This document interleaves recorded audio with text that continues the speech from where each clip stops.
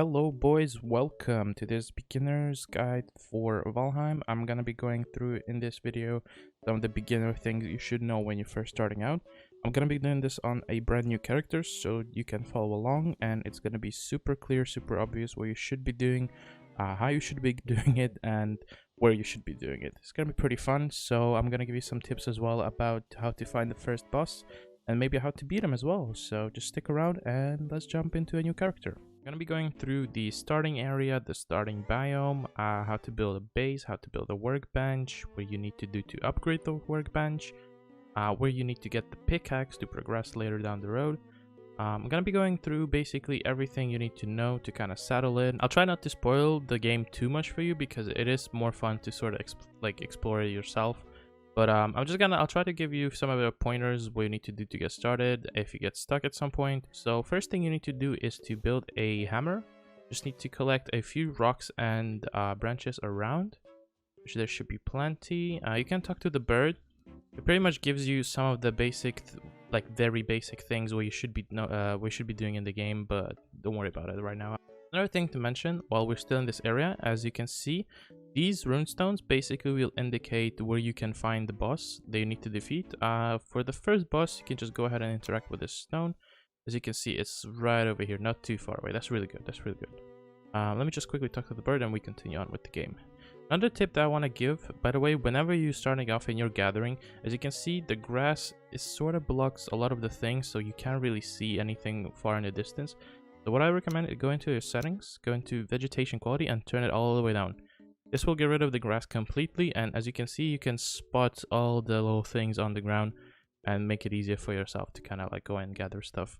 You can turn it back on later down the road if you want to bring that, fidelity for your game, but for the beginning, I think this is pretty nice. Here we go. So basically, I collected a few wood and stone.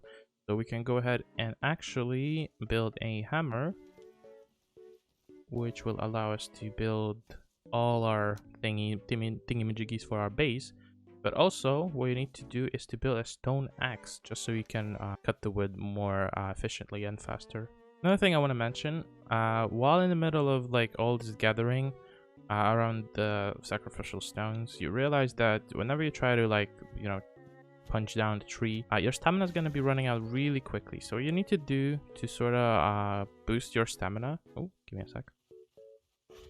What you need to do to boost your stamina is basically gather a few mushrooms, and I believe they're going to be berries over here. Collect all the food that you can. We have some monsters attacking us, so we don't really have to worry about them. They're not that harmful. You can just go ahead and click your mouse wheel button and just basically kick them off. Alright, there we go. You collected a few stones and wood. Go ahead and make a stone axe. Then you can move along closer into the biome of meadows and just start chopping down trees, which will allow you to get wood way faster, so we can start building our base. So let me just quickly go ahead and do that, and I'll be right back.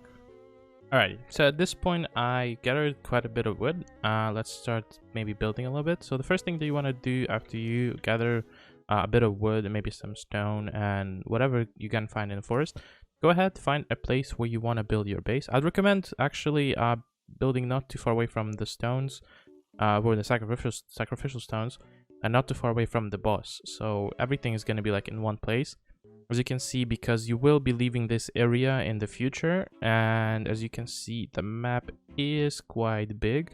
And while we're still on the topic, I just want to give a little tip how you should leave markers on the map. So for example, if I want to make my base, let's say right over here where I am, you just go ahead, choose a marker that you want to, place. Then double click on the map with your left mouse button and write down a comment for the marker. I'm just going to name it home, and we can start building here. I'm going to drop this maybe a little bit further from the rocks, so they're not gonna be too in the way, and maybe a little more flattish area. Maybe put it right here. Should be just fine. There we go. We got a few recipes available for us. Well, quite a few actually. With the working bench, you can start actually building around it. As you can see, if you take out your any building structure, you see there's the radius around you. This is basically the radius that you can build up to. So let's maybe start building a little campy here, right? So the thing is, if you can see at the bench, let's click E to use it. See, it says crafting station needs a roof, and that's because Valheim is made this way that you sort of need to build out a little camp or a base.